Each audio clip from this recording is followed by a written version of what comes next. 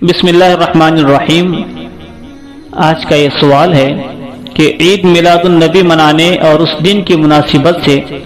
گھروں میں آیا ہوا کھانا کھانے کا کیا حکم ہے؟ جواب سماعت فرمائیے۔ نبی کریم صلی اللہ علیہ وسلم کا ذکر مبارک کرنا، چاہے وہ آپ صلی اللہ علیہ وسلم کی ولادت باسعادت کا تذکرہ ہو، آپ صلی اللہ علیہ وسلم کے لباس و پوشاک وغیرہ کو یاد کرنا ہو، یا آپ صلی اللہ علیہ وسلم کے نشست و برخاست، چلنا پھرنا، کھانا پینا اور دیگر احوال بیان کرنا ہو، موجب رحمت اور باعث برکت ہیں، یعنی اس طریقے کے کام کر سکتے ہیں۔ اس میں کسی مسلمان کے لیے ذرہ سا شبہ کرنے کی بھی گنجائش نہیں ہے، لیکن